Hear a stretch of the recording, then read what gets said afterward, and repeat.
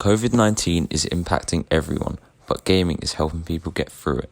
I asked one student and two teachers from Nescott College some questions to find out about their gaming experience during the pandemic.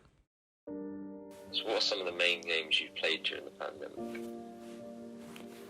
So the main games that I've been playing throughout the pandemic were mainly racing games due to the passion I have for motorsport and any type of cars with engines, really. But I have branched out to different genres of games like GTA 5 because of the new heist that got announced. Yeah, I would say I normally play FIFA. That's my go-to game.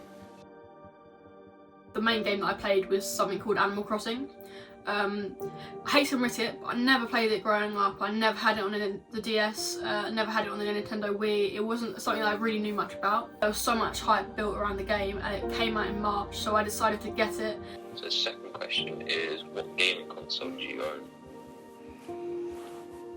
So the game consoles that I own are a PC, the Xbox Series X, the Xbox One X, and the PlayStation 4. I've got a PS4 and I'm waiting for a few more paychecks before a PS5. So my main console of choice is the Nintendo Switch.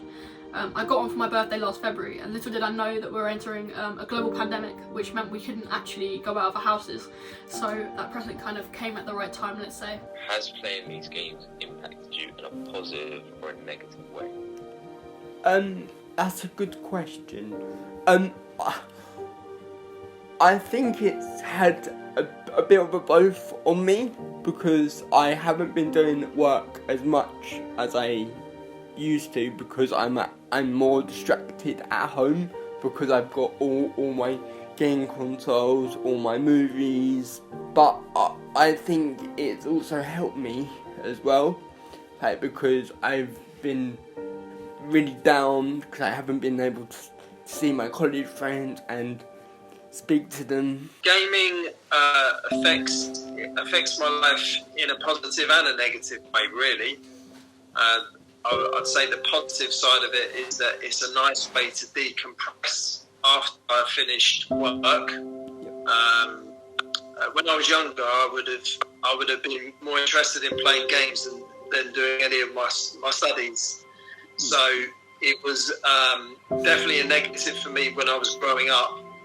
As I've now grown up, and a positive part of that is that I know when I can play it, and I know it's not going to affect my sleep or my ability to socialise as well. I won't become reclusive if I just game all day, which I think is a negative. Without a doubt, gaming during the pandemic has been a positive. It's given me a structure, it's given me something which is sad to say, it's given me something to wake up for every morning. I've got to go on the game, otherwise I don't make progress. I've made loads of friends through the online Animal Crossing community, and it's given me some form of social life which I wouldn't have had otherwise. I wouldn't say it's been a negative. Maybe my last night I just hit 400 hours on Animal Crossing, and I think for someone like me who's never really been that into games, it's probably been a shock to my eyesight dramatically.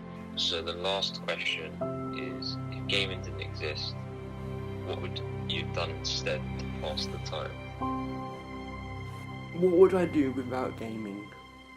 Well, probably go onto Netflix and go and just binge watch a load of movies or the TV programs, or I would just go onto YouTube and watch a bunch of YouTube, really.